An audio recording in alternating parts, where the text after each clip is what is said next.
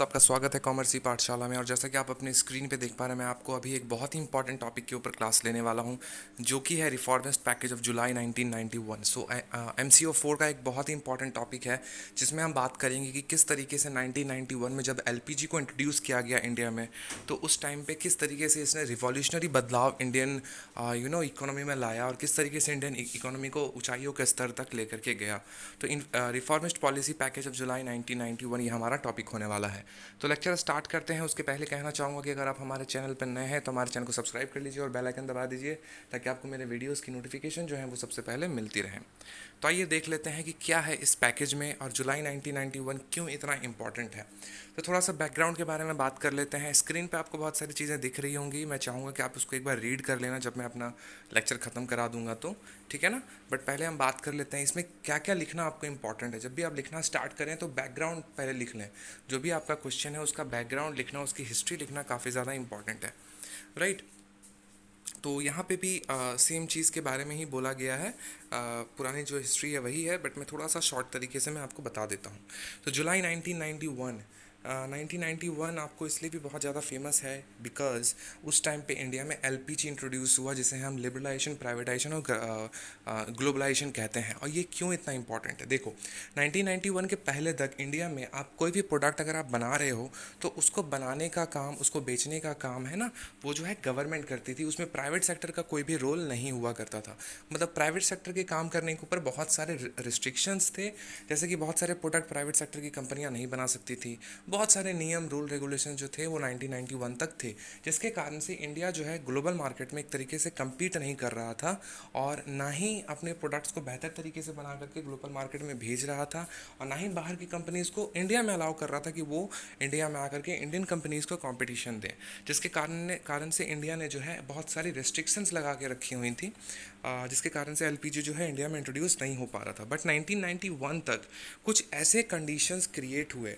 आपको पता होगा कि मिखाइल गोर्बाचेव, जो कि रूस के राष्ट्रपति थे, उन्होंने एक डिसीजन लिया कि USSR जो है वो टूट जाएगा। USSR जो है वो एक तरीके से टूट जाने वाला था। रसिया, जैसे हम अभी जानते हैं, उसमें बहुत सारी तकरीबन 15-16 कंट्रीज़ जो थी वो 1991 के पहले तक रूस के साथ मिली हुई थी, जिसको साथ में हम USSR कहा करते थे, है ना। लेकिन 1991 में आकर के क्या होता है कि चारों बगल से विरोध होता है, और उस विरोध के कारण एक प्रेशर बनता है गवर्नमेंट के ऊपर, और वहाँ की गवर्नमेंट ये डिसीजन लेती है कि उन सारे 14-15 कंट्रीज़ को जो है वो लोग रिहा कर देंगे, एक तरीके से उनको छोड़ देंगे, उनको स्वतंत्र कर दिया जाएगा।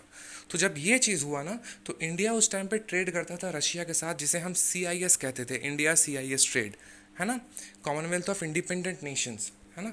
तो ये लोग क्या करते थे, आपस में ट्रेड करते थे रशिया के साथ। इंडिया रशिया के साथ उस टाइम पे ट्रेड करता था। पर जैसे ही रशिया टूटा, तो उसके जो साथ में जो कंट्रीज़ थी, जिसके जो आज़ाद हो गई, उनके साथ इंडिया का एक तरह से जो बिज़नेस था वो पूरी तरह से ठप हो गया, बंद हो गया। क्योंकि रशिया के साथ इंडिया बहुत ज़्यादा व्यापार नहीं कर पाता था, करता था, बट जो व्यापार है, जो व्यापार का जो एरिया था, वो रशिया में ना होकर के रशिया द्वारा ऑक्यूपाइड जो कंट्रीज़ थी उन एरियाज़ में था। तो जैसे ही वो व्यापार ख़त्म हुआ, इंडिया में एक तरीके से बहुत ज़्यादा भारी जो है किल्लत आ गई। 1991 में आपने गल्फ़ वॉर का नाम सुना होगा, जिसको कुवैत में एक वॉर हुआ था, जिसमें इराक़ ने जो है कुवैत पे हमला कर दिया था। आपने एयरलिफ्ट मूवी देखी होगी अक्षय कुमार की, जिसमें उस वॉर के बारे में बताया गया है ना। तो उसके कारण से भी जो है इंडिया के ऊपर जो है एक तरीके का बहुत बड़ा प्रेशर जो है क्रिएट होने लगा, है ना। देखो यहाँ पे डिटेल्स में लिखा हुआ है कि 1990 में जो है गल्फ़ क्राइसिस होता है ना। उसके बाद देखो यहाँ पे 9.7 बिलियन जो है उसके बारे में कहा गया है। जो हमारा डेफिसिट था, करंट अकाउंट डेफिसिट था, वो 9.7 बिलियन हो गया था। करंट अकाउंट डेफिसिट का क्या मतलब है, देखो जब हम किसी कंट्री के साथ व्यवसाय करते हैं, ट्रेड करते हैं, तो हमारा वहाँ पे करंट अकाउंट और कैपिटल अकाउंट होता है बैलेंस ऑफ पेमेंट में। तो कैपिटल अकाउंट में तो वो सारी कैपिटल की चीज़ें होती हैं, जो कैपिटल ट्रांसफ़र होते हैं, या फिर जो FDI होता है, वो बड़ी बड़ी चीज़ें होती है। करंट अकाउंट में हमारा जो ट्रेड होता है नॉर्मली किसी भी कंट्रीज़ के साथ, उसके बारे में जानकारी होती है। तो जो ट्रेड हमारा होता था किसी भी कंट्री के साथ, उसमें हमारा डेफिसिट होता था। मतलब हम जितने का सामान भेजते नहीं थे, उससे कहीं ज़्यादा का सामान हम अपने देश में मंगवा लेते थे। तो कैंसल आउट नहीं हो पाता था, तो जो पैसे बच जाते थे वो हम लोगों को पे करने पड़ते थे, है ना। तो उस तरीके से हमारा डेफिसिट जो है बढ़ करके 9.7 बिलियन हो गया था 1919 और 1991 के आसपास, है ना। तो इसके कारण से इंडिया में जो है एक तरह से बहुत ही ख़राब हालत थी। हम ऐसे हालत में नहीं थे कि हम किसी और कंट्री के साथ ट्रेड कर सकते थे, हमें अपने ऑर्गेनाइजेशंस को बेचना पड़ता, ऐसी कंडीशंस आ गई थी, है ना। तो जब इंडिया क्या करता है उस टाइम पे, वो जाता है आईएमएफ के पास, इंटरनेशनल मॉनेटरी फंड के पास, और कहता है कि आप हमें लोन दीजिए ताकि हम अपने डेफिसिट को पूरा कर सकें। तो आईएमएफ कहता है कि नहीं, अगर आप हमसे लोन लेंगे तो फिर आपको हमारी शर्तें माननी पड़ेगी। और उनकी शर्तें थी कि आप अपने कंट्री को रिस्ट्रिक्शन से हटाइए, आप अपने कंट्री में एलपीजी को इंट्रोड्यूस कीजिए, आप लिबरलाइज कीजिए अपने पॉलिसीज़ को, प्राइवेटाइजेशन को बढ़ाइए, जो प्राइवेट कंपनीज़ हैं आपके कंट्री में उनको आगे रखिए, उनको मौका दीजिए ताकि वो भी वो सारी चीज़ें कर सकें जो गवर्नमेंट की चीज़ें नहीं कर पा रही हैं। और आपको पता है कि प्राइवेट जॉब में जो होता है बहुत ज़्यादा एक तरह से मारामारी होती है। प्राइवेट जॉब में हम आपको हमेशा एफिशिएंसी दिखानी पड़ती है। तो एफिशिएंसी उस टाइम पे इंडिया में लाइक एक तरीके से कम थी, क्योंकि हम लोग कम्पीट किसी से नहीं करते थे, है ना। तो उस तरह की सिचुएशन में आकर के फिर इंडिया ने जो है एलपीजी इंट्रोड्यूस करा, और ये एक बहुत ही बोल्ड डिसीजन था। देखो, कई लोग कहते हैं कि एलपीजी गवर्नमेंट को मजबूरी में करना पड़ा, बट मैं एक बात आपको बता दूं कि गवर्नमेंट किसी की भी हो, जब इस तरह के डिसीजन लेने होते हैं ना, तो एक तरीके से जो गवर्नमेंट होती है उसका बैंड बच जाता है, उसके ऊपर इतना ज़्यादा प्रेशर होता है, क्योंकि उनका अगर एक डिसीजन अगर गलत हो गया ना, तो फिर उनको जो है एक तरीके से बहुत ज़्यादा जो है उनको नुकसान झेलना पड़ता है, उनकी गवर्नमेंट आने वाले समय में नहीं बनती। तो उस टाइम पे जो कांग्रेस की गवर्नमेंट थी उसमें आपको पता होगा कि उस टाइम पे प्रधानमंत्री जो हमारे इनके पहले थे, प्रधानमंत्री मोदी की जो पहले थे, डॉक्टर मनमोहन सिंह, वो उस टाइम पे फाइनेंस मिनिस्टर हुआ करते थे। तो उनका ये बहुत ही बोल्ड डिसीजन था जब उन्होंने कहा कि ठीक है, हम एलपीजी को इंट्रोड्यूस करेंगे, जबकि बहुत सारी पार्टियां जो हैं इंडिया में उस टाइम पे इसका विरोध कर रही थी कि नहीं, ऐसा नहीं करना चाहिए। देखो, होता क्या है कि जो भी पार्टी सत्ता में होती है, जो पार्टी विपक्ष में होती है, वो हमेशा सत्ता का विरोध करती है, चाहे आप अच्छा काम करो चाहे आप बुरा काम करो, उनका काम ही वही होता है विरोध करना, है ना। तो उस टाइम पे भी वो सारी चीज़ें जो है उनको झेलनी पड़ी, लेकिन फिर भी उन्होंने बोल्ड डिसीजंस लिए और उन्होंने एलपीजी को इंट्रोड्यूस करा। अब उस एलपीजी को इंट्रोड्यूस करने के बाद कौन कौन सी ऐसी चीज़ें हुई जिसके कारण से इंडिया जो है अभी इस मुकाम पे है कि हम 3 ट्रिलियन 5 ट्रिलियन इकोनॉमी का सपना देख रहे हैं, तो वो हम इन्हीं सारे डिसीजंस की वजह से हम देख पा रहे हैं, राइट। तो अब हम बात कर लेते हैं इस टॉपिक के बारे में जो कि बुक में दिया गया है, इसको देख लेते हैं। देखो, यहाँ पे बहुत सारे रीजंस बताए गए हैं कि क्यों पॉलिसी पैकेज जो है 1991 का लाया गया। मैं आपको पहले ही कह रहा था कि आप थोड़ा सा इसको पढ़ लेना, ये बहुत ज़्यादा इंपॉर्टेंट नहीं है। जो मैंने हिस्ट्री आपको बताई है, ये सारी सेम हिस्ट्री अगर आप वहाँ पर लिख देंगे आपको बहुत अच्छे मार्क्स मिलेंगे, ठीक है ना। तो हम बात कर लेते हैं उन सारी चीज़ों का जो कि पॉलिसी में एक्चुअल में एग्जिस्ट करता था, एक्चुअल में था, कि पॉलिसी में आखिर कहा क्या गया। So the new policy package consisted of major decision bearing on the system of industrial licensing. देखो, जो इंडस्ट्रियल लाइसेंसिंग का जो सिस्टम था उस टाइम पे, उसके बारे में इस पॉलिसी में बात कही गई। उसमें फॉरेन इन्वेस्टमेंट के बारे में बात कही गई, foreign technology agreement, public sector, small industries and trade policy reforms, ये सारी की सारी चीज़ें जो हैं उस पॉलिसी में थी, और उन्हीं पॉलिसी के कारण जो है इंडिया जो है अभी इस मुकाम पे है। So the following changes in the regulatory policies of government constituted in the package of economic reforms। अब देखो, इकोनॉमिक रिफॉर्म्स कौन कौन से हुए। सबसे पहला हम देख लेते हैं, industrial licensing was abolished except for short list of industries related to security and strategic concerns, है ना। तो जो इंडस्ट्रियल लाइसेंसिंग उस टाइम पे हुआ करती थी, एक तरीके से उसको बंद कर दिया गया। पहले क्या होता था ना कि पहले लाइसेंस देना पड़ता था तो ही आप काम कर पाते थे। अभी यहाँ पे लाइसेंस मैंडेटरी नहीं रहा बहुत ज़्यादा, हालांकि लाइसेंस मैंडेटरी है बट उस लेवल पे नहीं रहा जिस लेवल पे उस टाइम पे हुआ करता था। तो एक तरह से इंडस्ट्रियल लाइसेंसिंग को हटा दिया गया, सिर्फ उन लोगों को छोड़ करके जो कि सिक्योरिटी और स्ट्रेटेजिक कंसर्न में अपने प्रोडक्ट को तैयार करते थे। मतलब कोई अगर डिफेंस का प्रोडक्ट तैयार कर रहा है तो उसके लिए उसको लाइसेंस लेना इंपॉर्टेंट है ना। तो ये इंडस्ट्रियल लाइसेंसिंग हटाई तो गई, लेकिन उन चीज़ों पे नहीं हटाई गई जो कि सिक्योरिटी और स्ट्रेटेजिक कंसर्न से रिलेटेड थे, जो सोशल रीजन से रिलेटेड है, जो हैजार्डस केमिकल और ओवरराइडिंग एनवायरमेंटल कंसिडरेशन से रिलेटेड थे। इन्वायरमेंट उस टाइम पे भी बहुत बड़ा इशू था जितना बड़ा इशू अभी है, है ना। तो इन सारी चीज़ों को छोड़ करके बाकी जितने भी सारे प्रोडक्ट मार्केट में तैयार होते थे उन सब के ऊपर से इंडस्ट्रियल लाइसेंसिंग को जो है हटा दिया गया, एबॉलिश कर दिया गया, ताकि प्राइवेट प्लेयर्स भी वहाँ पे जा करके अपना काम कर सकें। At the same time the threshold limits of MRTP companies and dominated undertakings were removed, है ना। तो उस टाइम पे देखो थ्रेशोल्ड हुआ करता था, जैसे कि हर एक जगह पे थ्रेशोल्ड होता है कि ठीक है अगर आप 1,000 रुपये हमें पे करोगे तो फिर मैं आपको ये चीज़ें करूँगा। तो 1,000 रुपये जो आपको कंप्लीट करना होता है ना, तो ही फिर आपको वो सर्विस मिल पाती है। तो थ्रेशोल्ड का मतलब होता है कि एक टारगेट जो कि आपको पूरा करना है। तो उस टाइम पे जो है एमआरटीपी कंपनीज जो थी, जो डोमिनेंट अंडरटेकिंग्स थी, उनके लिए एक थ्रेशोल्ड हुआ करता था कि इस थ्रेशोल्ड को आपको पूरा करना है ना। लेकिन उस थ्रेशोल्ड को उस टाइम पे हटा दिया गया, रिमूव कर दिया गया, followed by the abolition of control over capital issues. अब कैपिटल इशूज़ के ऊपर भी जो है उस टाइम पे कंट्रोल गवर्नमेंट का हुआ करता था, लेकिन गवर्नमेंट ने उसके ऊपर से भी अपना कंट्रोल हटा लिया और उस नियम को भी एबॉलिश कर दिया। तो ये पहला पॉइंट था। दूसरा पॉइंट देख लेते हैं। Direct foreign investment was permitted up to 51% equity in high priority industries without any bottleneck in the process of approval, है ना। बॉटल नेक का क्या मतलब है, देखो bottle neck in the process of approval का मतलब है कि उस टाइम पे अप्रूवल लेने के लिए जो प्राइवेट कंपनीज थी उनको दांतों तले चने चबाने पड़ते थे। मुझे ये लाइन नहीं याद आ रहा था, समझ में भी नहीं आया कि मैंने सही बोला कि नहीं, ठीक है ना। तो उनको एक तरीके से बहुत ज़्यादा दिक्कत होती थी कि फॉरेन डायरेक्ट इन्वेस्टमेंट जो फॉरेन की कंपनीज होती थी उनको इंडिया में आकर के सपोज अगर काम करना है तो उनको उस कंपनी में जो है 51% तक हिस्सेदारी वो लोग चाहे तो खरीद सकते थे। हालांकि 51% कोई खरीदता नहीं था, है ना, 25% 30% तक ही था, लेकिन 51% तक का छूट दिया गया कि कोई भी फॉरेन कंपनी अगर चाहे तो इंडिया में आकर के 51% जो है इन्वेस्टमेंट कर सकती है। और जो अप्रूवल का तरीका था पहले वो बहुत ही लेंदी और बहुत ही टाइम कंज्यूमिंग था, उसको भी घटा करके बहुत ईजी कर दिया, है ना, कि अप्रूवल जो है आपको बहुत आसानी से मिल जाएगा। Subject to the condition that foreign equity covered by foreign exchange requirements for imported capital goods. अब देखो इंपोर्टेड कैपिटल गुड्स के ऊपर जो है फॉरेन एक्सचेंज है वो पड़ता है। फॉरेन एक्सचेंज इंडिया के लिए उस टाइम पे बहुत ज़्यादा इंपॉर्टेंट था, तो इसके लिए उन्होंने वहाँ पे एक कंडीशन लगा दिया, है ना, कि फॉरेन एक्सचेंज का जो भी इंपोर्टेड गुड्स आप मंगाओगे उसके ऊपर फॉरेन एक्सचेंज का इस्तेमाल एक तरीके से नहीं होगा, है ना। फॉरेन एक्सचेंज जो है गवर्नमेंट अपने पास रखना चाहती थी, तो ये दूसरा नियम हो गया। तीसरा नियम है automatic permission was to be given to foreign technology agreements in high priority industry. तो जो हाई प्रायोरिटी इंडस्ट्रीज थी वहाँ पे ऑटोमेटिक परमिशन आपको मिल जाता था। आपको परमिशन मतलब बहुत ही जल्दी आपको अप्रूवल मिल जाता था, आपको उसके लिए लाइन नहीं लगाना पड़ता था, या फिर आपको वो टाइम कंज्यूमिंग नहीं था, आपको 2-3 महीने का इंतजार नहीं करना पड़ता था, बहुत आसानी से हो जाता था due to this reformist package of July 1991। It was announce that Indian companies would be free to negotiate the terms of technology transfer with the foreign counterparts। तो जो फॉरेन की कंपनीज थी जो कि टेक्नोलॉजी इंडिया में लाना चाह रही थी उनको एक तरीके से इंडियन कंपनीज को ज़्यादा एक तरीके से मान्यता मिली कि इंडियन कंपनीज जो हैं अगर फॉरेन कंपनी के साथ किसी भी तरह का एग्रीमेंट करती है, टाई अप्स करती है, तो उसमें फॉरेन कंपनीज इंडियन कंपनीज जो है वो फ्री हैं नेगोशिएट करने के लिए।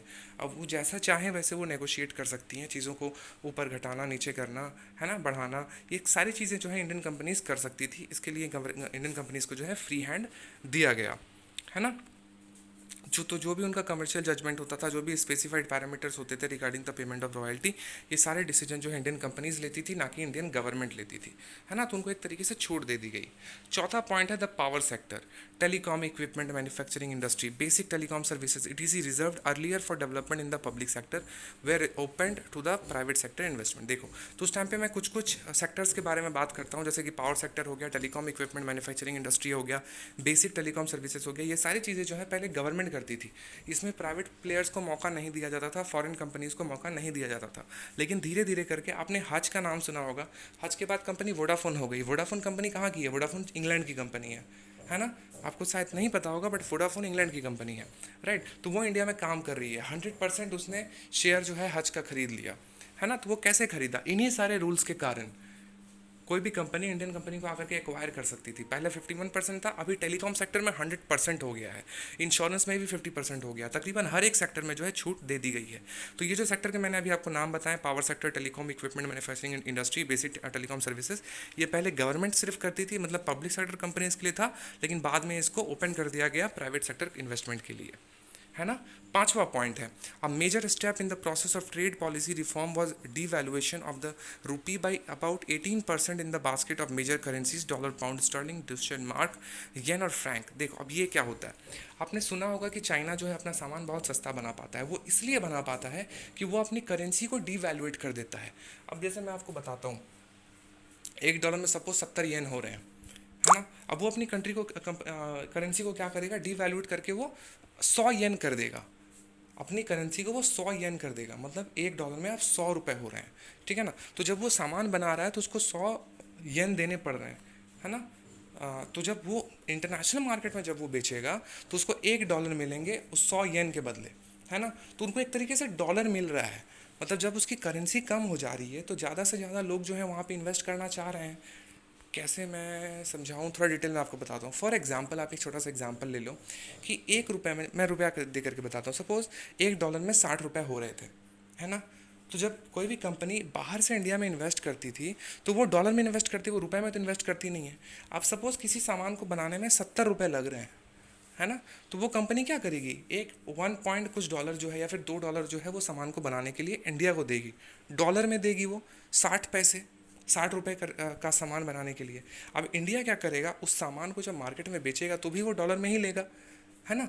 तो यहाँ पे हो क्या रहा है कि जब इंडिया की करेंसी 60 रुपये है तब हम $1 ले रहे हैं उससे, है ना। तो हमको एक तरीके से फ़ायदा हो रहा है। लेकिन वैसे ही जब मेरा 100 रुपये, जब अभी जो करेंसी है 75 रुपये की हो गई है, तो भी आपको जब $1 का सामान बनाना है तो फिर आपको 75 रुपये खर्च करने पड़ रहे हैं।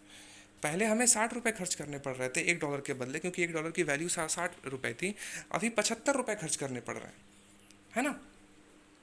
अब अमेरिका का पर्सपेक्टिव में सोचो, जब कोई प्रोडक्ट बनाना होता था तो सपोज़ एक एक रुपये में 2 प्रोडक्ट बन रहे थे, $1 में 2 प्रोडक्ट बन रहे थे, है ना। और एक प्रोडक्ट का प्राइस सपोज़ 30 रुपये था, है ना। तो $1 में वो लोग पहले कितने प्रोडक्ट बना पा रहे थे, 60 रुपये के हिसाब से 2 प्रोडक्ट बना पा रहे थे, है ना। लेकिन जब 75 रुपये हो गया करेंसी, इंडियन करेंसी, $1 में 75 रुपये होने लगे, तब वो 2.5 प्रोडक्ट बनाने लगे। वो तो $1 ही दे रहे हैं, लेकिन उसके बदले उनको 2 प्रोडक्ट तो 60 रुपये का आराम से बन जा रहा है, प्लस 15 रुपये का एक आधा प्रोडक्ट भी बन जा रहा है।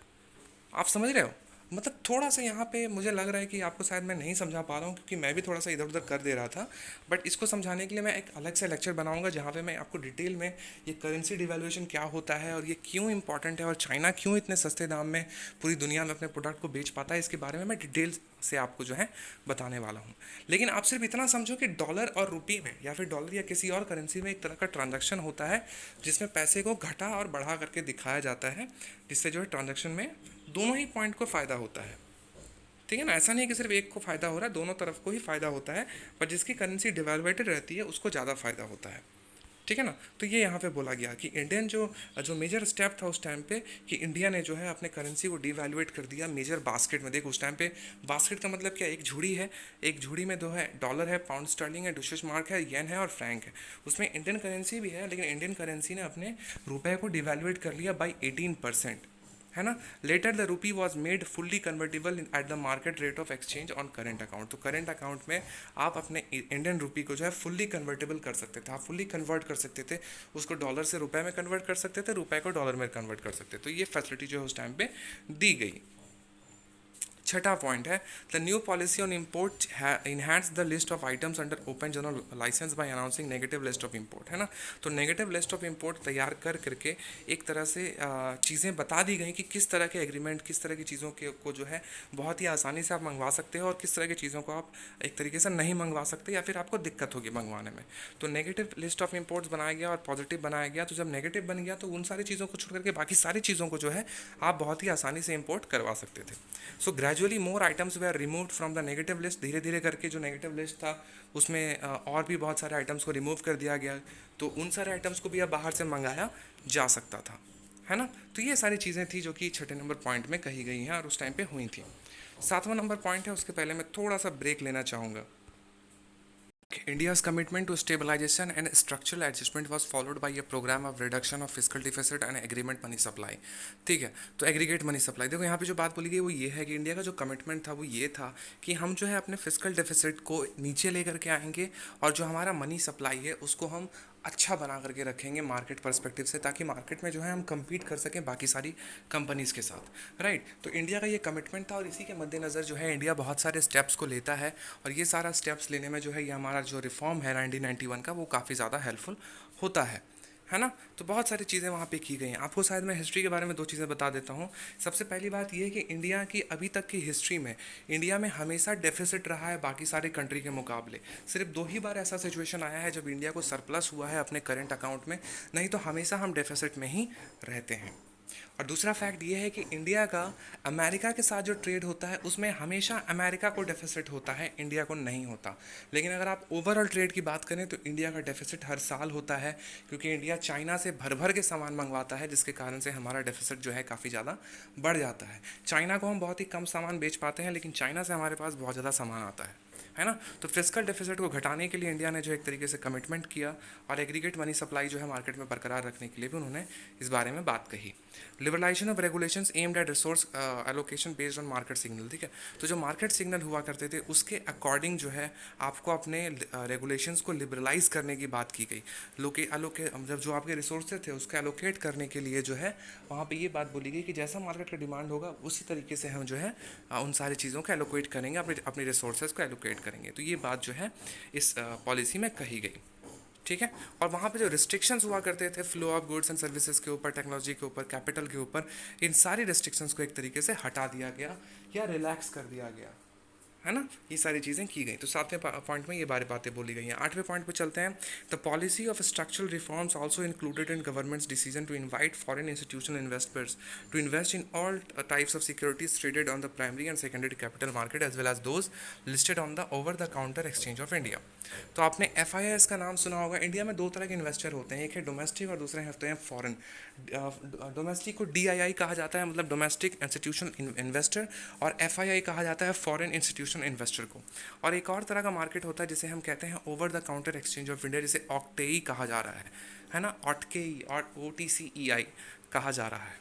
तो ये वो सारे ऑर्गेनाइजेशन हैं जो कि इंडिया में भर भर के इन्वेस्टमेंट करता है और इन्वेस्टमेंट करके इंडियन शेयर मार्केट को जो है ऊपर लेकर के जाता है। लेकिन उस टाइम पे इंडियन शेयर मार्केट या फिर इंडिया का जो कैपिटल मार्केट है वो खुला हुआ नहीं था फॉरेन कंपनीज़ के लिए, सिर्फ डोमेस्टिक कंपनीज ही उसमें इन्वेस्ट कर सकती थी। लेकिन इस लॉ के आने के बाद, मतलब 1991 की पॉलिसी के बाद जो है इन लॉस को चेंज किया गया, और जो फॉरेन इन्वेस्टमेंट की कंपनीज थी उनको भी मौका दिया गया कि वो जो है इंडियन जो सेक्टर है वहाँ पे वो लोग जो फर्स्ट प्राइमरी मार्केट या सेकेंडरी मार्केट है वहाँ पे वो लोग ट्रेड कर सकते हैं, है ना। तो ये बात 8वें नंबर पॉइंट में बोली गई। दूसरा है 9वां number point. As a part of the policy globalization, Indian companies were allowed access to a foreign capital market by issuing GDR, ADR and Euro currency convertible bonds ECC for approval purposes। देखो अब यहाँ पे बात आपको समझनी होगी कि GDR क्या होता है, ग्लोबल डिपॉजिट रिसीप्ट। जब आप किसी और कंपनी में जाकर के इन्वेस्ट करते हैं, जब कोई इंडियन कंपनी बाहर में जाकर के काम करेगी तो फिर उसको ग्लोबल डिपॉजिट रिसीट का इस्तेमाल करना होगा। किसी अमेरिकन कंपनी में काम करेगी तो अमेरिकन डिपॉजिट रिसीट काम करना होगा। देखो ग्लोबलाइजेशन जब इंडिया में हुआ ना, ग्लोबलाइजेशन का मतलब क्या होता है कि बाहर की कंपनीज इंडिया में आके इन्वेस्टमेंट कर रही हैं और इंडिया की कंपनीज बाहर जाके इन्वेस्टमेंट कर रही हैं। तो आपको पता है कि टाटा के कार सिर्फ इंडिया में ही नहीं बिकते बल्कि बहुत सारे देशों में बिकते हैं, राइट। तो क्या होता था कि जब इंडिया को बाहर में काम करना होता था ना, तो वो इंडियन रुपी में तो काम नहीं कर सकते। आपको अगर सपोज एक्सचेंज कराना है तो आप रुपये डॉलर के बदले रुपया तो दे नहीं सकते, है ना, क्योंकि रुपया तो उनकी कंट्री में चलेगा नहीं। तो आपको क्या करना होगा, आपको डॉलर के बदले जो है डॉलर ही देना होगा, या फिर आपको GDR ADR जो मैं कह रहा हूँ उन सारी चीज़ों का आपको इस्तेमाल करना पड़ेगा। तो इंडियन कंपनीज़ को अलाउ किया गया कि वो इन सारी चीज़ों को एक्सेस कर सकता है, मतलब GDR ADR और ECCBs को एक्सेस वो कर सकता है। तो 9वें नंबर पॉइंट में ये बात बोली गई है। 10वां नंबर पॉइंट है privatisation of public enterprises and disinvestment of government equity in the selected public undertakings have been pursued by the government along with the policy of closing down not viable loss making public undertakings. देखो अब ये Modi government जो है हमारे time पे वो भी same काम कर रही है जो कांग्रेस ने उस टाइम पे कहा था, जो वो लोग करने वाले थे या जो वो लोग कर रहे थे, ठीक है। पॉलिसी में भी यही बात बोली गई कि जो भी लॉस मेकिंग कंपनीज हैं, जो भी लॉस मेकिंग अंडरटेकिंग्स हैं, पब्लिक अंडरटेकिंग्स हैं, उनको गवर्नमेंट क्या करेगी, धीरे धीरे करके डिसइन्वेस्ट कर देगी उसमें, और पैसे वो नहीं लगाएगी क्योंकि उनसे गवर्नमेंट को लॉस हो रहा है ना। तो अभी की मोदी गवर्नमेंट भी सेम क्लॉज देती है, सेम बात बोलती है, सेम कारण बताती है कि हम जो कंपनीज बेच रहे हैं, जो कंपनीज को हम धीरे धीरे करके सेल कर रहे हैं, प्राइवेटाइज कर रहे हैं, उसको हम इसलिए कर रहे हैं क्योंकि वहाँ से हमें लॉस हो रहा है, लॉस मेकिंग कंपनी है वो, राइट। तो ये बात जो है उस टाइम से कही गई है। इसमें देखो लिखा हुआ है खास करके, privatisation of public enterprises and disinvestment of government equity in the selected public undertaking. ऐसा नहीं है कि सारे जो अंडरटेकिंग है सभी में होगा, जितने भी पब्लिक अंडरटेकिंग होगा उसको सेलेक्ट किया जाएगा गवर्नमेंट के कार्य के द्वारा, गवर्नमेंट के सर्वे के द्वारा, कि जो जो लॉस मेकिंग पब्लिक अंडरटेकिंग्स होगी उनको बेचा जाएगा, और उनको खरीदेगा कौन? उनको प्राइवेट कंपनीज खरीदेगी। जैसे कि आपने सुना होगा कि बहुत सारे पोर्ट जो है अडानी को बेच दिए गए, रेलवे का प्राइवेटाइजेशन हो रहा है, सबका प्राइवेटाइजेशन हो रहा है। तो ये प्राइवेटाइजेशन जो है वो हिस्सा है गवर्नमेंट की पॉलिसी का। किसकी पॉलिसी का? कांग्रेस की पॉलिसी का। तो ऐसा नहीं है कि मोदी गवर्नमेंट कुछ गलत काम कर रही है, लेकिन गवर्नमेंट जो है बहुत तेज़ी से इस चीज़ को बढ़ा रही है, जबकि कांग्रेस पे के ऊपर इस चीज़ के लिए पॉलिसी पैरालिसिस का जो है उनके ऊपर आरोप लगा कि जब इस तरह की बात अपने पॉलिसी में कही है तो आपने किया क्यों नहीं। तो उतने सालों से कांग्रेस ने इन सारी चीज़ों को नहीं बेचा, वो धीरे धीरे करके प्राइवेटाइजेशन ला रहे थे, लेकिन मोदी गवर्नमेंट जो है बहुत ही तेज़ी से प्राइवेटाइजेशन को ला रही है। आप मुझे कमेंट सेक्शन में लिख करके बताइए कि क्या आपको क्या लगता है कि कौन सी चीज़ बेहतर होती, ये धीरे धीरे जो कांग्रेस गवर्नमेंट कर रही है वो बेहतर होती, या फिर जो मोदी गवर्नमेंट बहुत ही तेज़ी के साथ जो है प्राइवेटाइजेशन का काम कर रही है, बहुत सारी चीज़ों को बेच रही है, वो सही हो रहा है। क्योंकि देखो बेचना तो कांग्रेस को भी था, कांग्रेस भी अगर इस टाइम पे होती तो वो भी बेच रही होती, तो मे भी शायद इतने स्पीड से नहीं बेच रही होती जितने स्पीड से मोदी गवर्नमेंट बेच रही है, लेकिन वो बेचती तो ज़रूर। ऐसा नहीं है कि गवर्नमेंट कंपनीज जो हैं वो बहुत अच्छे से रन कर रही हैं, बहुत सारी अंडरटेकिंग्स हैं जो कि अच्छे तरीके से काम नहीं कर रही हैं, जिसके कारण से गवर्नमेंट को बेचना पड़ रहा है। राइट, तो ये बात जो है उस टाइम पे बोली गई है 10वें नंबर पॉइंट में। ठीक है, थोड़ी लाइनें आप पढ़ लेना, उसको आगे चलते हैं। The policy with respect to small scale industries was announced by the government of India in August 1991, which consist of a number of measures promoting the cause of SSIs in the term of market protection, financial assistance, physical incentive, CTC. अब देखो small scale industries का नाम आपने सुना होगा, SSI, जो कि अभी भी एग्जिस्ट करता है, जिसको गवर्नमेंट जो है बहुत ज़्यादा सहायता करती है ताकि वो ग्रो कर सके, है ना। तो ये कंसेप्ट जो है 1991 में लिया गया इस रिफॉर्म के द्वारा, कि हम जो है जो पॉलिसी बनाएंगे वो कुछ इस तरीके की बनाएंगे जो स्मॉल स्केल इंडस्ट्रीज़ होगी उनको हम एक तरीके से जो है इन्वेस्टमेंट प्रोवाइड करेंगे, उनको फाइनेंस प्रोवाइड करेंगे ताकि वो बड़ी कंपनीज बन सकें, है ना। तो ये बात 1991 अगस्त में बोली गई थी। However the reservation of products for exclusive manufacturing in the small scale industry were marginally reduced. लेकिन क्या हुआ कि जो प्रोडक्ट्स बनाने के लिए बात कही गई थी उसके ऊपर जो रिजर्वेशन था उसको धीरे धीरे करके रिड्यूस किया जाने लगा, जो कि सही नहीं हुआ, है ना। Garments but open to large undertaking subject to an export obligation of 50% and investment limit of ₹3 crore. तो ये वो कंडीशन थे जिसके अकॉर्डिंग जो है उनको उस टाइम पे काम करना पड़ता था, बहुत सारी कंपनीज को काम करना पड़ता था। तो एसएसआईज की बात जो है 11 नंबर पॉइंट में बोली गई है इस रिफॉर्म के रूल्स में, है ना। 12वां नंबर पॉइंट देख लेते हैं। Banking sector reforms were introduced to ensure healthy growth of the banking system and prudential regulation instead of micro invention over credit decision. अब देखो जो क्रेडिट डिसीजन होता है, मतलब आपको किसको लोन देना है किसको नहीं देना है, इस तरह के जो डिसीजन होते हैं इसके ऊपर माइक्रो इंटरवेंशन उस टाइम पे होता था, मतलब छोटे छोटे लेवल पे जो है जानकारी की जाती थी कि किस तरीके से जो है काम करना है।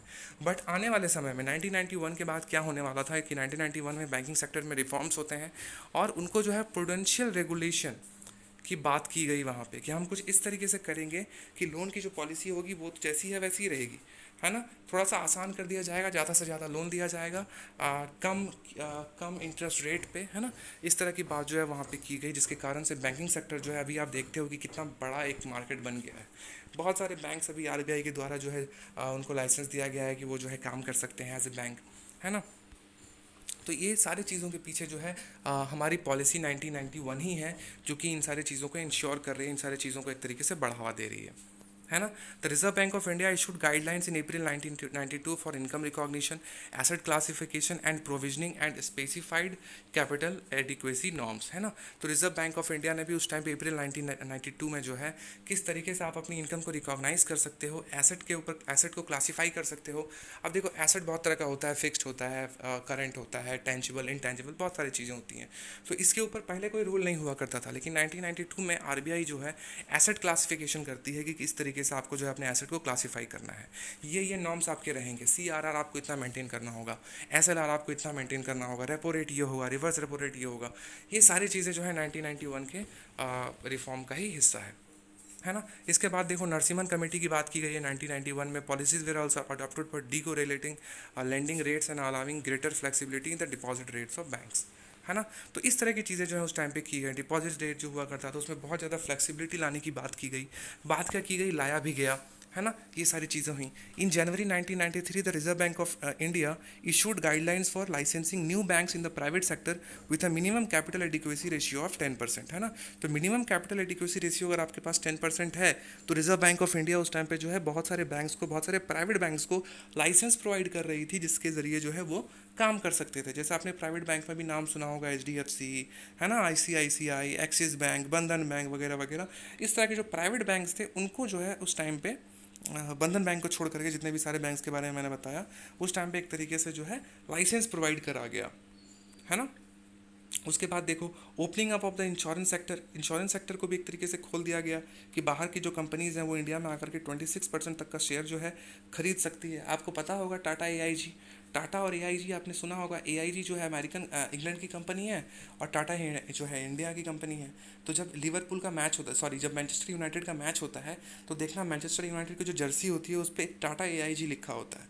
टाटा AIG एक लाइफ इंश्योरेंस कंपनी है जो कि 2 अलग अलग देशों की है, लेकिन वो साथ में मिल करके काम कर रही है ना। तो वो साथ में मिल करके कैसे काम कर रही है, वहाँ की कंपनी ने यहाँ पे इन्वेस्ट करा है, यहाँ की कंपनी ने वहाँ पे इन्वेस्ट करा है ना। और ये 26% का इन्वेस्टमेंट है कि वो लोग 26% तक का शेयर जो है वो खरीद सकते हैं। तो देखो यहाँ पे वो बात बोली गई कि इन अप्रैल 2000 the insurance regulatory development authority was constituted under RDA act 1999।